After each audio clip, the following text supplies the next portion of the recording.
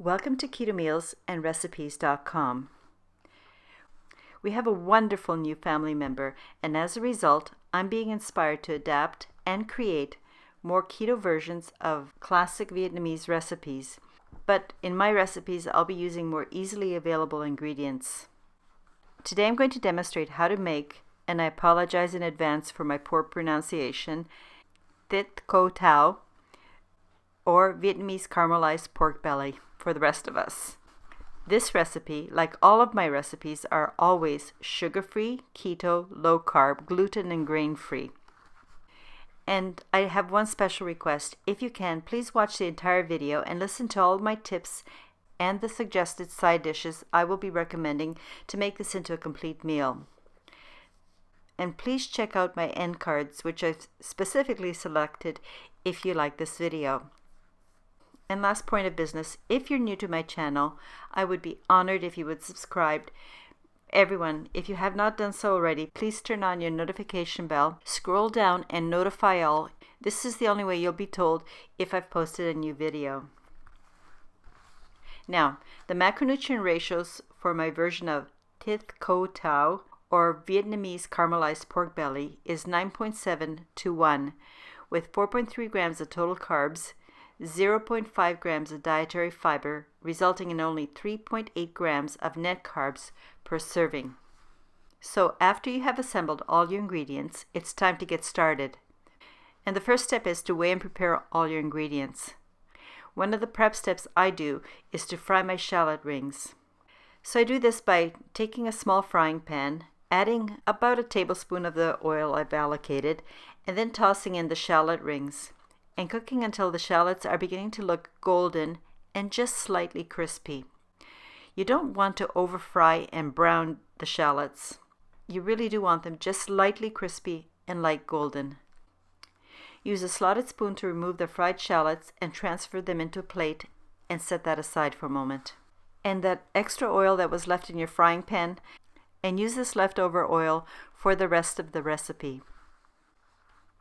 Here I'm showing you how I cut the pork belly into about 4 centimeter or 1.5 inch cubes. Here's a cooking tip that you should try to do whenever you're cutting up meat.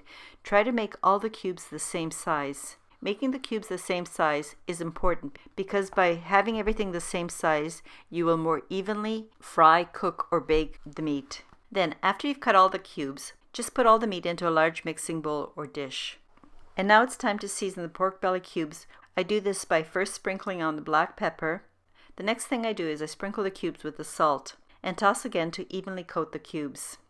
By the way, this is a personal preference, which I think actually is quite useful, so I'll share it with you. I usually grind my salt into fine powder. I like to use the finer ground salt because I feel it more evenly coats any piece of meat or whatever I'm seasoning. The next thing I do is distribute the minced onions over the cubes, and also the grated garlic. I like to massage or toss the cubes with my hands. That's because I feel using your hands coats the cubes more evenly. Another tip that I'd like to recommend is when you're buying your pork belly, especially for this recipe, ask your butcher or look for a really lean piece of pork belly.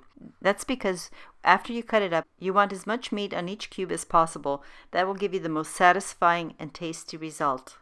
At this point, also season with the fish sauce and toss everything together. Now it's time to cover your bowl with cling wrap and set it aside in order for the marinade to absorb into the meat. And I leave it on my counter for about 30 minutes. Or if I'm doing this as a prep ahead the night before, I let it marinate overnight in my fridge. When you're ready to begin cooking, get a deep-sided skillet, wok, or shallow Dutch oven. Place it on the stovetop, set it on medium heat, and let the pan heat up. And then add the oil. Here's a little tip I'd like to share with you if you'd like to have a really nice crispy crackle on the skin. When your oil is sizzling, don't put all the cubes of meat into the pan at the same time. When you're placing the cubes into the pan, do so without crowding the meat, as I said, half at a time. This will crisp up the exterior. By the way, this is creating a Maillard reaction, which you may already be familiar with. Also, if you're crowding the meat when you're trying to cook it, the meat itself will sweat, meaning it will release a lot of water. into the pan. This is more of a boil than a Maillard reaction.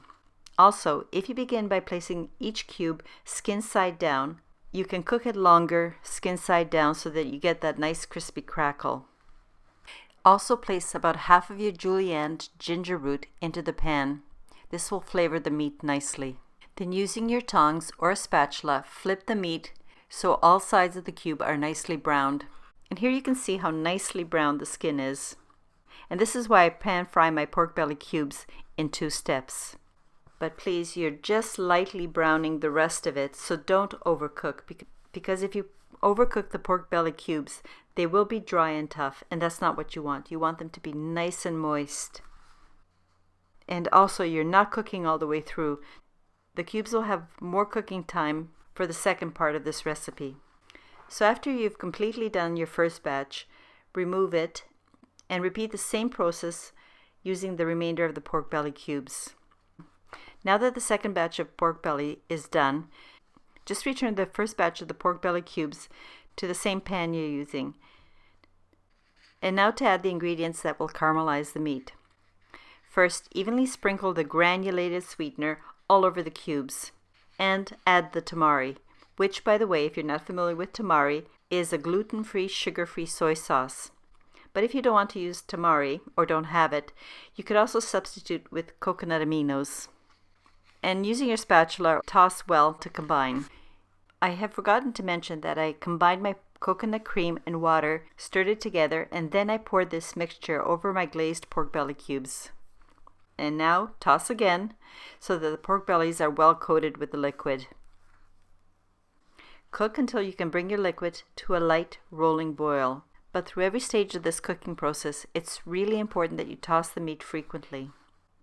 Now reduce the stovetop heat to medium or medium-low. Please note that you may have to adjust the stovetop heat setting in order to maintain a consistently simmering or lightly boiling liquid. Now, we're almost done. That was the hard part. All that's left to do now is to cook uncovered for about 20 or 30 minutes. You're doing this to reduce the liquid and to concentrate the liquid, which will create a nice thick caramel glaze for the pork belly cubes.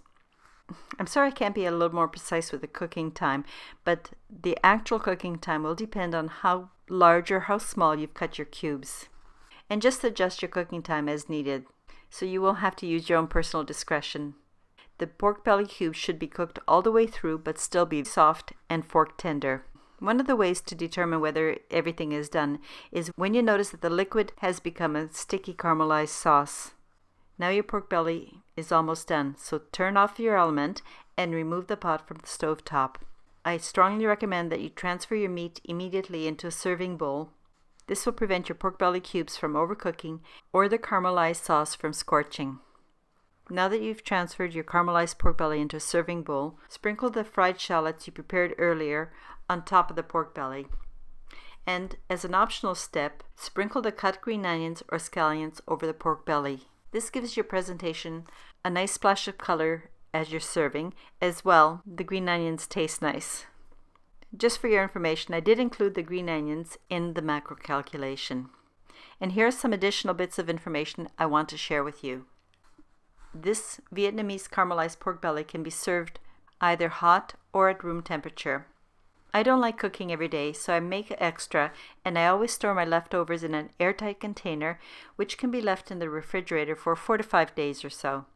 Also, the prepared pork belly can be frozen if stored in an airtight container for several months in your freezer. And as promised, I'm going to show you how I make this into a meal. Traditionally, Vietnamese caramelized pork belly is served with rice. However, I really like serving it with my 5-minute cauli rice. And if you're making the 5-minute cauli rice, just leave out the shrimp. You don't need it for this recipe. And I also like to add a vegetable side dish to make it into a complete meal.